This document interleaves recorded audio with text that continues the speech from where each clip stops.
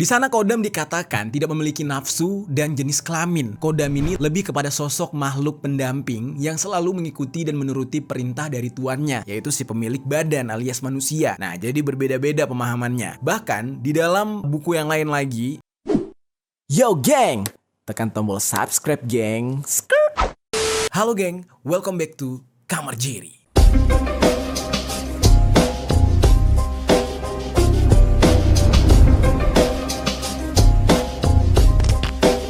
Geng, hari ini kita bakal ngebahas sebuah fenomena yang sedang ramai di Indonesia, yaitu sebuah fenomena yang disebut dengan cek kodam. Nah, kodam itu apa sih gitu ya? Dan kapan pertama kali fenomena ini jadi ramai di Indonesia? Padahal kalimat atau kata kodam itu sendiri sudah sering terdengar di telinga kita sejak zaman dulu udah ada gitu ya istilah kodam. Nah, kalau berbicara tentang aplikasi yang suka memviralkan kata-kata, kalimat-kalimat atau sebuah tren lah gitu ya, itu adalah TikTok. Nah, TikTok ini merupakan sosial media yang gak ada habis-habisnya menciptakan sebuah tren yang ada di dunia, terkhususnya di negara kita Indonesia. Waktu itu juga pernah nih viral banget tentang live streaming mandi lumpur, yang mana itu dilakukan oleh orang-orang males yang pengen dapat gift atau dapat duit. Awalnya banyak orang yang menganggap kalau tren mandi lumpur itu hanya sekedar hiburan, makanya banyak yang memberikan gift. Tapi semakin kesini, tren mandi lumpur itu malah menjadi sebuah cara ngemis online, apalagi jadi makin banyak yang mandi lumpur. Nah, mulai dari orang-orang tua, terus juga orang-orang yang ya jobless lah, dimanfaatkan oleh anak-anak muda yang tahu caranya untuk live streaming, jadinya ya mereka meraup rupiah dari cara yang seperti itu. Terus geng, karena udah saking banyaknya orang yang tahu kalau itu cuma trik untuk mendapatkan uang, akhirnya banyak orang yang mencaci maki dan mengecam lah tindakan mandi lumpur tersebut. Nah, sampai akhirnya tren mandi lumpur ini hilang. Sekarang udah ada tren baru lagi. Ya memang ada-ada aja netizen kita gitu ya. Nah, sekarang tuh trennya ganti, yaitu kalau kalian ngecek TikTok, orang-orang mandi lumpur tuh udah nggak ada, tetapi justru sekarang yang ada adalah live streaming cek kodam. Dan jujur aja gue ya memang agak ngerasa terhibur aja ya setiap ada live streaming cek kodam ini. Karena kalau misalkan kita lihat ya, dia ngecek misalkan namanya siapa nih? Juminten. Oke, ada kodam ular, ya kan? Julian Hardana, kodam apa nih? Kodam ular, ya gitu-gitu dah. Pokoknya segala nama orang itu langsung dicek-cek lah kodamnya. Entah gimana caranya dia bisa ngecek kodam orang lain hanya melalui nama doang, namanya juga sekelewat gitu. Entah itu benar-benar ada ilmunya atau cuma akal-akalan doang gitu. Yang mana kalau kita lihat ya jatuhnya kayak scam ya kan. Dari viralnya tren cek kodam ini, gue jadi tertarik nih buat ngebahas perihal cek kodam ini. Ini sebenarnya apa sih gitu kan? Cek kodam itu apa yang dicek gitu? Masa ya sekedar namanya doang sesakti itu bisa tahu ada sesuatu di dalam diri kita gitu? Apakah ngecek kodam ini agar kita bisa mengetahui ada hantu apa atau setan apa di dalam diri kita sehingga kita bisa mempelajari karakter kita atau gimana gitu kan? Nah, makanya sekarang gue pengen ngebahas tentang kalimat kodam atau kata kodam, apa sih maknanya dan apa sih gunanya ngecek kodam itu? Apakah ini cuma rekayasa atau sebenarnya nih geng, ada sejarahnya yang mana cek kodam sendiri ternyata bermanfaat. Nah, sekarang sama-sama kita bahas tentang fenomena cek kodam ini, langsung aja di sisi lain.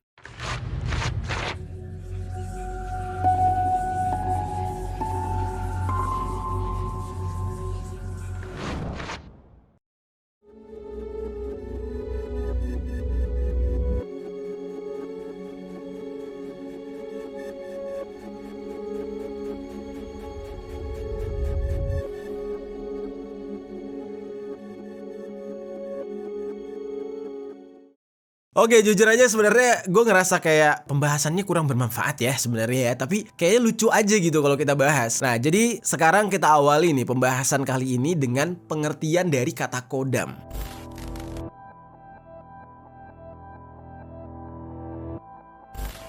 Jadi mungkin sebelumnya ya, kita udah pernah mendengar istilah kodam ini geng. Seperti misalkan kalau ada orang yang bisa tahan terhadap rasa sakit, kebal, dan punya ilmu sakti, itu biasanya disebut memiliki kodam. Apalagi dulu gue pernah ngebahas tentang edukasi stop tawuran kan. Jadi gue mengundang para jagoan-jagoan yang udah tobat, yang udah gak tawuran lagi, untuk menceritakan pengalaman mereka ketika mereka tawuran. Nah, akhirnya muncul tuh, wah ada kodam Katak Bijer, ada kodam Alik Bijer, kodam Yunus, kodam Bokir, mikir, pokoknya semua kodam ada. Dan disitulah gue jadi paham, oh kodam itu ilmu ya, atau tenaga ya, sesuatu yang gaib yang bisa masuk ke dalam tubuh kita dan membuat kita sebagai manusia itu akan memiliki kekuatan yang berbeda dengan manusia biasa. Jadi kurang lebih penjelasannya kayak gitu. Nah terus tiba-tiba gue kaget, kenapa sekarang kok semua orang bisa dicek kodamnya gitu ya. Padahal nih ya, kalau kita lihat nih, orang-orang yang masuk ke dalam live streaming para pengecek kodam itu, kayaknya tuh orang-orang nggak pernah mempelajari ilmu goib, ilmu hitam ataupun ilmu putih, tetapi kok bisa dengan sendirinya memiliki kodam gitu di dalam tubuhnya, yang seolah-olah kodam ini adalah bawaan tubuh. Jadi dari sini gue bisa menyimpulkan kodam itu adalah sesuatu yang datang secara alamiah kalau kita merujuk kepada tren cek kodam yang ada di TikTok gitu kan. Tapi benarkah demikian? Dan sebenarnya kodam ini gimana sih geng? Nah jadi nih geng ya, gue jelaskan dari asal muasal kata kodam dulu nih. Jadi kata kodam ini sendiri berasal dari bahasa Arab yang artinya pembantu, penjaga, atau pengawal. Untuk penjelasan mengenai arti kodam secara luas, itu banyak yang berbeda-beda pendapat gitu geng. Jadi di dalam buku yang berjudul Ilmu Hikmah Antara Hikmah dan Kedok Perdukunan yang ditulis oleh Perdana Ahmad, kodam ini justru dikatakan merujuk kepada jin muslim yang menjadi sahabat seseorang. Nah itu ada yang memaknai seperti itu. Terus sementara di dalam buku lain, yaitu salah satunya buku yang berjudul Ilmu Mistik Kejawen, Menguak Rahasia Hidup Orang Jawa. Nah ini ditulis oleh Petir Abimanyu. Di sana dikatakan kalau kodam itu berbeda dengan jin atau berbeda dengan setan, walaupun entitasnya sama-sama goib. Nah ini gila juga nih ya, penjabarannya itu luas gitu. Di sana kodam dikatakan tidak memiliki nafsu dan jenis kelamin. Kodam ini lebih kepada sosok makhluk pendamping yang selalu mengikuti dan menuruti perintah dari tuannya, yaitu si pemilik badan alias manusia. Nah jadi berbeda-beda pemahamannya. Bahkan di dalam buku yang lain lagi yang berjudul Misteri Kodam yang ditulis oleh Nur Prabawa Wijaya, di dalam tradisi Jawa itu kodam dikenal sebagai makhluk yang ditugaskan untuk membantu manusia dalam urusan tertentu, dan istilah lain dari kodam adalah perewangan. Ya ini dalam budaya Jawa. Tapi jujur aja ya, gue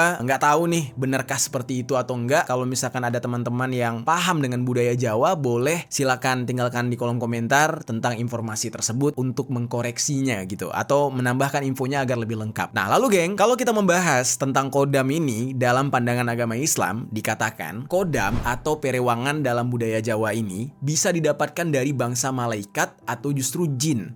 Kalau didapatkan dari malaikat, cara yang tepat atau cara yang ampuh untuk mendapatkan kodam tersebut hanyalah dengan cara mendekatkan diri pada Yang Maha Kuasa, yaitu kepada Allah Subhanahu wa Ta'ala dengan cara beribadah, mulai dari sholat, membaca ayat suci Al-Quran, dan sering berzikir serta amalan-amalan lainnya. Nah, dikatakan ketika kita sudah mendekatkan diri kepada Allah Subhanahu wa Ta'ala, maka malaikat akan datang dengan sendirinya kepada kita atas izin Allah Subhanahu wa Ta'ala. Dan di antara malaikat tersebut ada yang bernama malaikat Hafadoh, yang berarti penjaga, yang dijadikan tentara yang tidak dapat dilihat oleh manusia. Terus dari informasinya nih ya, jumlahnya itu ada sekitar 180 malaikat, dan malaikat-malaikat tersebut menjaga manusia secara bergantian di waktu asar dan subuh. Nah inilah yang disebut atau digambarkan sebagai kodam, yang mana kodamnya ini berasal dari sisi yang putih atau sisi yang positif gitu, berasal dari sosok malaikat. Sementara kalau yang berasal dari sisi yang gelapnya atau dari sisi jinnya itu juga bisa. Dan bahkan kodam yang berasal dari sisi jin itu dibagi menjadi dua, yaitu jin muslim dan jin kafir. Kalau yang kafir, mereka ini tidak beriman kepada Allah dan memiliki tujuan untuk menyesatkan. Nah sementara jin muslimnya itu berbeda tugas, mereka tidak akan menyesatkan. Jadi jarang sekali bangsa jin muslim ini yang menjadi kodam bagi manusia, karena jin muslim itu lebih kepada menjalankan ibadah mereka sesuai dengan perintah Allah. Nah di sini kita bisa membedakan ya, berarti kodam kalau dalam kepercayaan Islam itu ada yang berasal dari malaikat dan ada yang berasal dari bangsa jin, terutama jin kafir. Nah ini adalah kodam dari dunia gelapnya gitu ya, atau ilmu hitam lah dengan sebutan lainnya.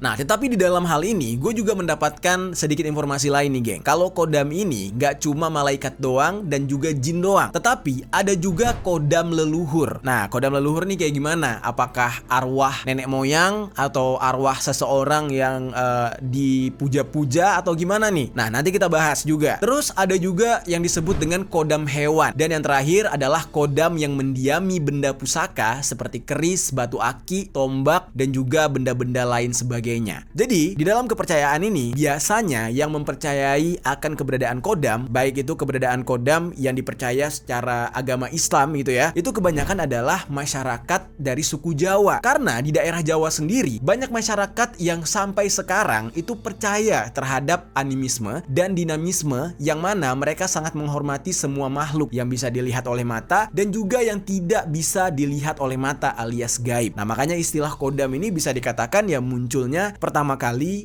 di dalam budaya masyarakat suku Jawa. Yang mana masyarakat Jawa sendiri itu percaya, geng, kalau kodam bisa memberikan bantuan kekuatan atau hal-hal yang tidak bisa dilakukan oleh manusia biasa, seperti ya membagi energi kodam tersebut kepada orang yang memakainya, atau mampu untuk memberikan kemampuan untuk berkomunikasi dengan alam gaib, atau bahkan bisa dijadikan sebagai pembantu atau sesuatu yang akan menjaga, menolong orang yang memakai kodam tersebut ketika dia sedang membutuhkan pertolongan atau perlindungan. Jadi kurang lebih nih ya, kodam ini ya hampir mengarah-ngarah kepada semacam jimat gitu, geng. Dengan kata lainnya ya jimat gitu kan. Jadi orang percaya terhadap sesuatu yang bisa terlihat seperti benda-benda pusaka, atau justru yang tidak terlihat seperti yang ya mereka bilang ada sosok jin lah, arwah lah, atau apalah gitu ya. Pokoknya itu disebut sebagai kodam. Jadi di dalam hal ini jangan heran, geng, kenapa banyak masyarakat dari suku Jawa yang sampai saat sekarang ini masih mempercayai hal goib, yaitu kodam.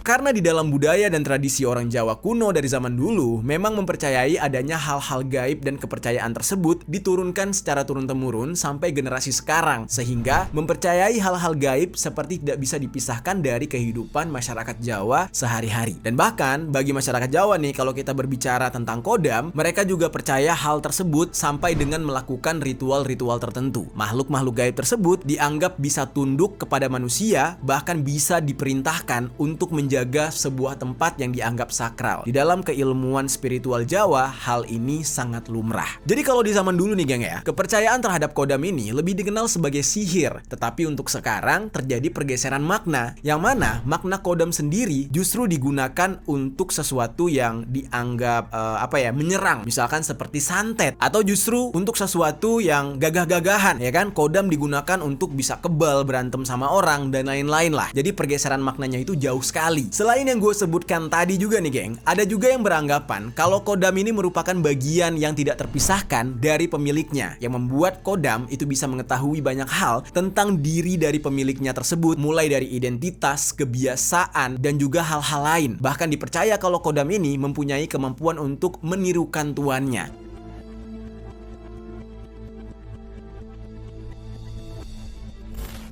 Nah, kalau misalkan dianggap seperti itu, berarti kodam ini, geng, hampir mirip dengan Qorin gitu kan? Karena yang kita tahu nih ya, kalau misalkan seorang anak manusia meninggal dunia, terus tiba-tiba ada kesurupan, ada gentayangan, penampakan arwah, itu disebut sebagai Qorin. Dan Qorin ini sifatnya bisa menirukan si empunya tubuh dengan sangat-sangat detail, dengan sangat-sangat mirip, sehingga ya ketika ada sesuatu yang terjadi nih ya, misalkan si yang punya tubuhnya itu meninggal dunia karena tabrakan. Nah, Qorinnya itu bisa niru, dan Qorinnya itu bahkan tahu semua perjalanan hidup dari si punya tubuh. Makanya ketika kesurupan dia bisa bercerita. Contohnya kayak kejadian Vina, dia bilang yang ngahabisin nyawa saya adalah si A, si B, si C. Nah, kenapa dia bisa menyebut hal itu? Karena selama si yang punya tubuh hidup, Qorin ini selalu mengikuti si yang punya tubuh. Jadi dia mengetahui semua apapun kegiatan dari si yang punya tubuh semenjak si yang punya tubuh ini mulai dewasa atau akhir balik. Nah, bukan dari lahir, karena kan kita sering dengar juga ya, kalau anak kecil yang baru lahir itu biasanya disebut sebagai malaikat, masih suci, belum ada dosa. Nah, ketika dia dewasa, sudah bisa menanggung dosanya sendiri. Nah, biasanya itu Qorinnya mulai membaca atau menyimpan semua memori kehidupan dari si yang punya tubuh. Nah, makanya nih gue jadi mikir, oh, kalau ada anggapan begitu berarti kodam ini sebenarnya Qorin gitu kan? Atau gimana nih menurut pemikiran kalian? Coba tinggalkan komentar di bawah. Nah, lalu geng, gue juga mendapatkan sebuah artikel nih, informasi dari tirto.id, yang mana di sana dituliskan ada beberapa beberapa kodam yang muncul dalam berbagai mitos di masyarakat. Nah, kita jabarin satu-satu ya. Yang pertama nih, ada kodam harimau putih yang disebut sebagai penjaga para raja dan leluhur di Indonesia. Dikatakan juga kalau kodam harimau putih ini digambarkan dengan sifat yang bijaksana, tenang, tetapi di satu sisi sangat kuat. Nah, itu baru yang pertama. Terus ada yang kedua, kodam ular naga yang memiliki sifat cerdik, berwibawa, kuat, dan memiliki belas kasih. Nah, itu berarti ini masih seputar hewan ya. Terus yang ketiga, ada kodam buaya putih yang digambarkan memiliki sifat tenang, tapi licik, lincah, dan juga kuat. Nah, kalau kita lihat memang dalam bentuk aslinya ya, hewan buaya itu memang ya agak licik gitu ya, mengendap-endap, tenang, tiba-tiba menerkam, ya kan? Jadi sesuai dengan sebutan kodam tadi. Lalu yang keempat nih, ada kodam Batara Karang. Nah, kodam ini disebut oleh beberapa orang sebagai jenglot, di mana dikatakan dia akan memberikan ilmu kebal dan umur yang panjang bagi si penggunanya melalui hal goib. Nah, jujur untuk yang keempat ini gue nggak banyak informasi tentang hal itu. Mungkin kalian yang pernah dengar mengenai informasinya boleh tinggalkan komentar di bawah, geng. Lalu yang terakhir nih, yang terakhir adalah kodam Sulaiman, di mana dikatakan kalau kodam Sulaiman ini merupakan salah satu bentuk kodam yang kuat dalam kepercayaan spiritual, dan biasanya kodam ini dimanfaatkan untuk menambah kekuatan agar bisa kebal terhadap senjata dan selamat dari serangan musuh. Dan kodam Sulaiman ini biasanya disimpan di dalam cincin atau batu mulia. Wah, kodam yang terakhir ini adalah kodam yang paling sering digunakan oleh orang-orang Indonesia yang memiliki jiwa premanisme.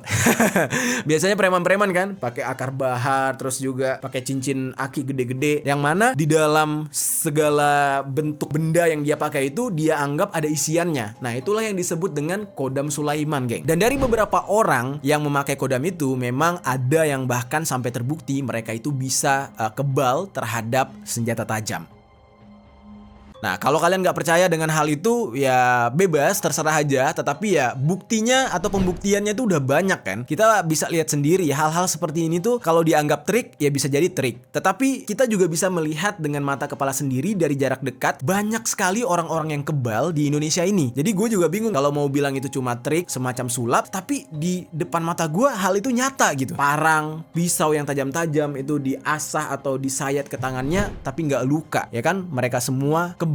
Nah, itu gimana tuh penjelasan secara ilmiahnya kalau memang hal itu cuma trik dan tidak nyata? Ya, mungkin kalian yang lebih paham dengan penjelasan tersebut boleh coba tinggalkan komentar di bawah, geng. Lalu, geng, di sini gue pengen jelasin lagi, geng, sedikit tentang Qorin. Sebelumnya kan gue udah mention nih soal Qorin yang kok kayak mirip banget dengan kodam, yang mana kodam ini dianggap sebagai peneman gitu ya, peneman dari si manusia yang bisa meniru sifat manusia tersebut. Nah, lalu apa bedanya nih antara kodam dengan Qorin? Nah, Qorin kan seperti yang kita tahu, Qorin ini adalah teman atau pendamping. Berdasarkan arti tersebut, berarti Qorin ini dapat diartikan sebagai makhluk halus atau jin yang mendampingi tubuh manusia sampai dia mati. Nah, tetapi berbeda dengan artinya yaitu teman, Qorin ini justru masuk ke dalam golongan jin yang jahat, geng. Karena dikatakan kalau Qorin itu memiliki tugas untuk menghasut manusia agar manusia menjauh dari Tuhannya, yaitu Allah Subhanahu wa Ta'ala, sehingga manusia tersebut bakal terjerumus ke dalam kemaksiatan. Ada cara untuk melemahkan Qorin, yaitu dengan meningkatkan ketakwaan kepada Allah Subhanahu wa Ta'ala, dan ada juga yang mengatakan kalau Qorin juga bisa diislamkan seperti jin Qorin milik Rasulullah Shallallahu alaihi wasallam. Nah, berdasarkan dari penjelasan mengenai apa itu Qorin, kalian bisa lihat sendiri bahwa ini cukup berbeda dengan kodam. Kalau kodam itu hanya dimiliki oleh orang-orang yang memang membutuhkan seorang pembantu atau pengawal atau penjaga bagi tubuh orang tersebut. Jadi mereka itu bakal bekerja sama gitu ya dengan sosok gaib, atau sosok gaib tersebut memang menjadikan dirinya sebagai penjaga si manusia tersebut, dan itulah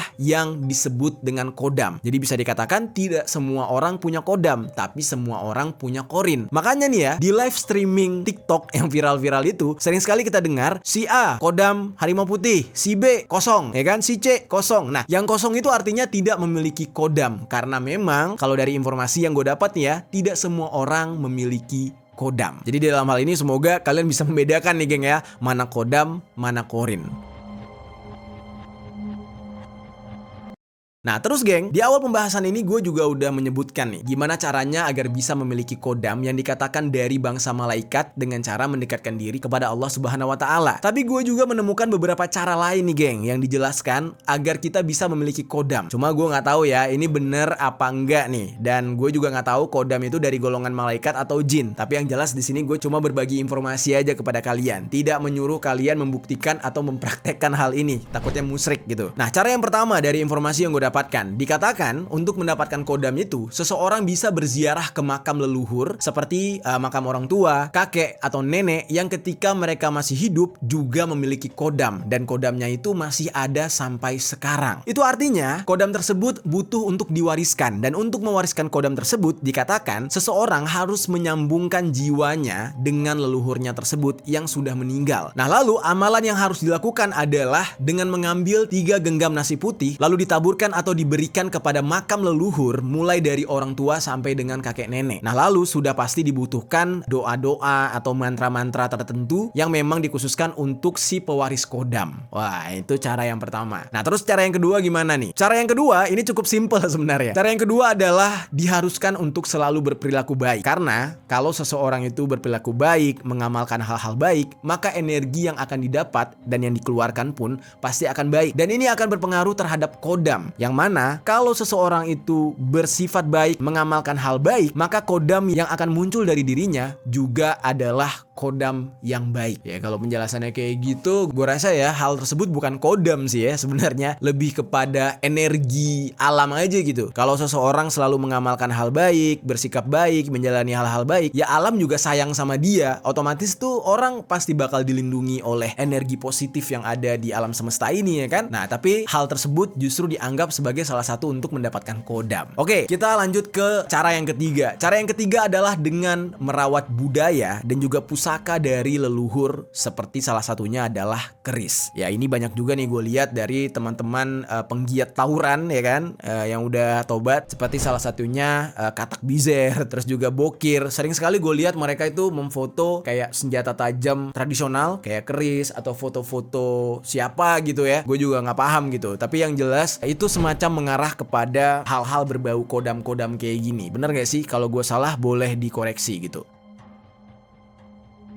Nah lalu ada cara yang keempat nih. Cara yang keempat ini adalah dengan melakukan puasa weton yang dikatakan akan menambah energi yang selaras dengan kodam pendamping nantinya. Nah itu cara yang keempat. Dan cara yang kelima adalah tirakat atau menahan hawa nafsu yang bertujuan untuk memperluas wadah spiritual seseorang tersebut sehingga kodamnya bisa masuk ke dalam tubuh orang yang ingin memiliki kodam itu. Nah salah satu bentuk tirakat ini adalah melakukan puasa mutih selama 7 hari 7 malam. Dan puasa ngebleng atau apa nih bacanya tuh ngebleng kali ya, yaitu puasa tanpa makan dan minum selama 7 hari. Buset, kalau gue jujur aja gak kuat geng. Dan yang terakhir nih caranya adalah dengan rajin dan beribadah tepat waktu. Wah, tetap aja ya, dari semua amalan yang harus dilakukan, itu semua adalah amalan-amalan yang bisa dikatakan sangat positif gitu. Jujur aja kalau gue disuruh untuk melakukan setiap amalan tersebut, gue bakal kerjain. Karena walaupun gak dapat kodamnya, tapi cukup positif untuk diri kita sendiri gitu. Gak harus berharap dapat kodam gitu ya. Untuk kewarasan mental dan pikiran kita kayaknya baik deh. Ada puasanya, ada bersikap baiknya, terus juga ada menjaga benda-benda yang berunsur budayanya. Kayaknya hal tersebut cukup estetik gitu, menarik juga gitu ya.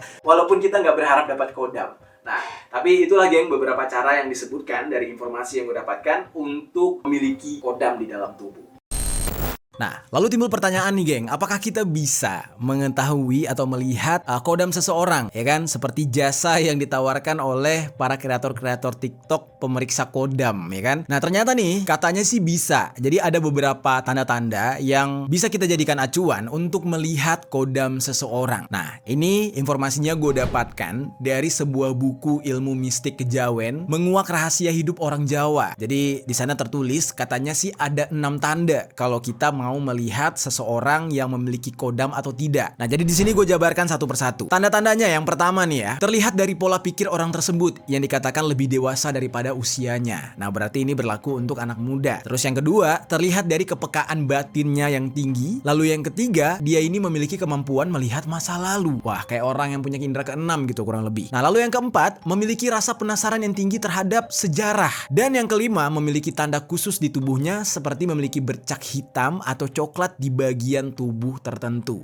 Ya, kurang lebih ini disebut dengan tanda lahir. Dan yang terakhir atau yang keenam, itu memiliki penghormatan yang tinggi terhadap keluarganya. Lagi-lagi orang yang bersifat baik atau berbudi baik gitu. Nah, mungkin di antara kalian ada yang memiliki tanda-tanda demikian. Jangan-jangan kalian juga punya kodam nih, geng. Ya, salah satunya adalah buat kalian yang suka dengan sejarah. Nah, itu memungkinkan sekali untuk kalian punya kodam. Dan memang kodam ini kalau kita lihat dari semua ciri-cirinya, itu adalah sesuatu yang gaib atau yang tidak bisa kita lihat, yang mana terkadang tidak bisa dicerna oleh akal atau logika manusia. Nah, tapi nih, geng, ada informasi mengenai kodam yang bisa dilihat dari kacamata ilmiah. Jadi secara keilmuan masih bisa dipelajari secara logika atau ya secara ilmu nyata gitu. Salah satunya tertulis di dalam buku yang berjudul Master Kodam, Seni Berkomunikasi dengan Kodam Diri dan Orang Lain. Nah, buku ini ditulis oleh seorang penulis yang bernama Nur Prabawa Wijaya. Di dalam buku tersebut dikatakan kalau kodam itu dapat diartikan sebagai ego state yang sudah ada sejak manusia lahir. Bahkan ego state ini tetap ada di dalam diri seorang anak manusia sampai dia meninggal, geng. Ya, berarti mirip kayak Korin dong ya kalau dari penjelasannya gitu. Dan secara umum dikatakan kodam atau ego state dari seorang anak manusia akan terwujud melalui setiap pengalaman yang hadir di dalam kehidupan yang dia jalani. Jadi selama dia menjalani kehidupan, pengalaman apa yang dia hadapi, nah itulah yang nantinya akan berubah menjadi kodam. Tapi kalau gue lihat sih pemaknaannya lebih kepada kebiasaan diri gitu kan, yang mana bisa dikatakan seseorang itu akan terbentuk mentalnya sesuai dengan pengalaman hidup yang sudah dia hadapi. Tapi inilah yang disebut kodam kalau dalam pengkajian ilmu ilmiahnya gitu. Jadi kodam itu semacam sesuatu yang terbentuk dari kebiasaan kita. Dengan kata lain, ini adalah mental seseorang. Dan katanya kodam ini akan terbentuk bagi orang yang memiliki daya emosional yang tinggi. Nah, kurang lebih penjelasannya seperti itu, geng.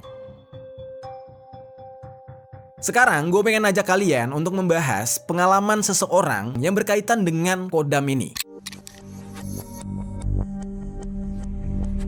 Nah, untuk cerita kali ini mengenai pengalaman orang lain yang berkaitan dengan kodam. Jadi ini gue ambil dari tulisan-tulisan yang ada di Quora. Nah, menurut gue ya lumayan asik juga buat kita bahas nih untuk mencari informasi tentang apa itu kodam. Jadi geng, ada sebuah akun dengan nama Mistis dan Legenda Urban yang merupakan sebuah komunitas atau grup yang ada di Quora. Dan pengalaman tersebut ditulis oleh akun dengan nama Eno ID. Jadi, Eno ID ini menceritakan bahwa dia tidak mengetahui sejak kapan dia memiliki kodam. Jadi dia merasa tuh ya punya kodam lah di dalam tubuhnya. Cuma dia ini mengaku kalau dia pertama kali melihat kodamnya sendiri ketika dia masih TK melalui sebuah mimpi. Lalu geng, di dalam mimpinya itu dia melihat kurban manusia yang biasanya seperti yang kita tahu ya, kurban itu kan hewan, kambing atau sapi. Nah, ini bukan kambing atau sapi, tapi melainkan yang dikurbankan, yang disembelih adalah manusia. Dan Eno di saat itu tidak merasa takut ketika dia menyaksikan kurban manusia tersebut. Bahkan ketika penjagal menarik tangan Eno untuk dijadikan kurban selanjutnya, jadi si Eno ini juga dikurbankan. Eno ini tidak merasa takut sama sekali. Nah, pada saat itu di dalam mimpinya tersebut ada seorang bapak-bapak yang memakai sorban, baju koko dan celana putih yang memisahkan dia dengan si penjagal. Jadi digagalkanlah dia dikurban hari itu. Dan kemudian bapak-bapak tersebut mengajak Eno untuk pulang. Tidak lama dari itu Eno pun terbangun dari tidurnya dan menyadari kalau kejadian itu hanyalah sebuah mimpi. Tapi di saat itu Eno ini justru tidak mengerti apa maksud dari mimpinya tersebut. Dan juga dia bingung mengapa dia bisa mengingat seluruh alur mimpinya. Yang mana biasanya ya, kebiasaan orang-orang itu bakal lupa dengan mimpinya sendiri. Tetapi tidak dengan Eno, dia ingat sedetail-detailnya. Lalu singkat cerita nih geng, ketika Eno ini baru saja beranjak masuk sekolah SD, sekolah dasar gitu ya, dia kembali bermimpi. Dan dia kembali mengalami mimpi yang sama, bertemu dengan sosok bapak-bapak tersebut lagi. Dia memimpikan bapak-bapak tersebut sampai 3 kali. Yang kalau ditotal dengan mimpi ketika dia masih TK berarti sudah 4 kali. Sosok yang sama ini selalu muncul di mimpinya Eno. Namun di salah satu mimpinya, bapak-bapak tersebut justru berkomunikasi dengan Eno yang mana dia menyuruh Eno untuk naik tangga di sebuah bangunan yang dari luar itu mirip dengan candi. Tetapi di dalam bangunan tersebut hanya ada tangga yang menuju ke atas. Nah, dia menaiki anak tangga tersebut sampai akhirnya dia pun berada di atas. Di saat itu, di depan Eno terdapat sebuah pintu yang mengarah keluar dan ketika Eno membuka pintu tersebut, Eno hanya melihat hanya ada awan di depannya. Itu dikarenakan saking tingginya tangga yang dia naiki tadi. Jadi sampai menggapai awan gitu. Nah, lalu di sana ada perosotan dari pintu tersebut menuju ke bawah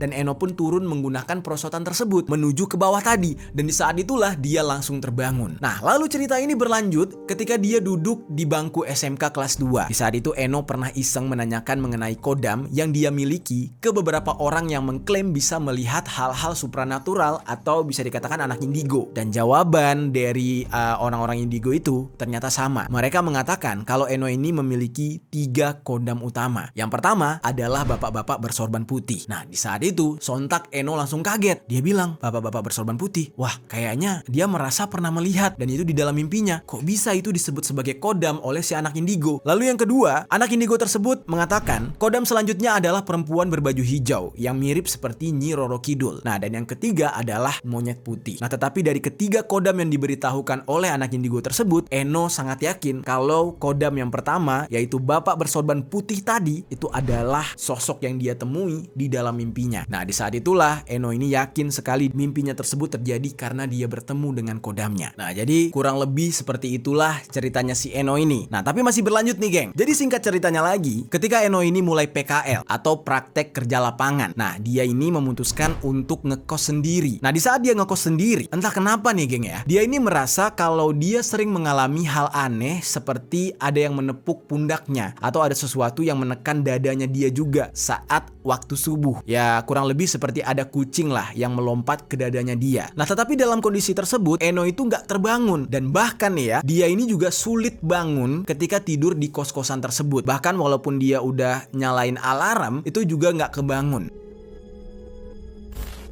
Nah, lalu geng, Eno ini jadi teringat dengan perkataan dari teman sepondoknya dulu. Teman sepondoknya itu pernah bilang kalau penjaga dari Eno ini selalu menunggu di depan kamar kalau Eno lagi tidur. Nah, kemudian hal inilah yang dipercaya oleh Eno merupakan salah satu kodamnya. Nah, lalu selain itu, Eno juga pernah mendapatkan informasi dari temannya yang bisa melihat kodam juga. Dikatakan kalau ada salah satu kodam Eno yang berwujud ular besar yang menakutkan. Yang mana wujud dari kodam Eno ini dikatakan cukup mengganggu sebenarnya. Nah, kodamnya tersebut sering sekali berada di tangga berdekatan dengan kamar Eno karena kamar Eno kebetulan berada di lantai 2 dan kodamnya tersebut sering sekali mengganggu orang lain atau menempel kepada orang-orang di sebelah kamarnya Eno. Nah, tetapi di dalam hal ini Eno tidak menceritakan dengan jelas bagaimana yang dirasakan oleh Eno terhadap kodam ular tersebut. Yang jelas Eno sendiri mengaku tidak pernah melihat sosok ular tersebut, namun dia hanya mendapatkan cerita atau diberitahukan oleh salah satu anak indigo katanya. Dan Eno mengatakan dia selalu merasa tidak nyaman setiap kali dia melewati tangga yang dikatakan tangga tersebut tempat menempelnya kodam ular itu. Sehingga dia berasumsi mungkin saja perasaan tidak nyaman tersebut disebabkan oleh ular tersebut.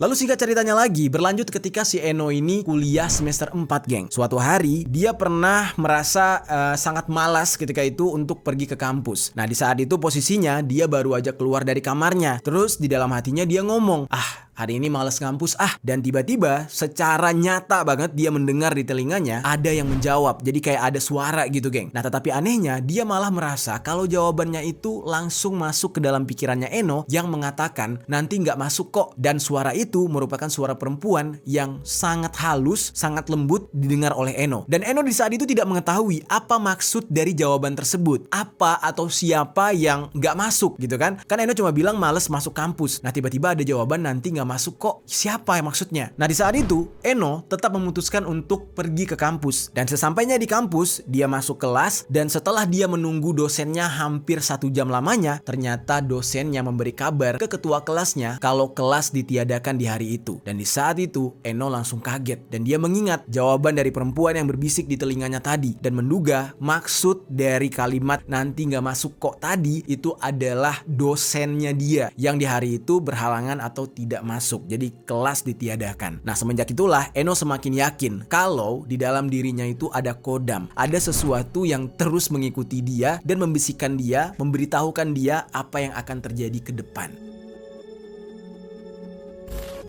Nah kurang lebih kayak gitu geng. Gue yakin banget ya dari cerita ini mungkin ya banyak dari kalian yang merasa kayak apa sih gitu, ceritanya kok kayak tahayul banget. Nah tapi fenomena ini ada gitu geng, terjadi di negara kita dan banyak orang yang merasa demikian. Nah untuk percaya nggak percayanya semuanya gue kembalikan kepada kalian. Silakan kalian tinggalkan komentar di bawah mengenai fenomena yang sedang viral ini, yaitu cek kodam. Apakah kalian percaya dengan cek kodam atau tidak? Tinggalkan komentar di bawah.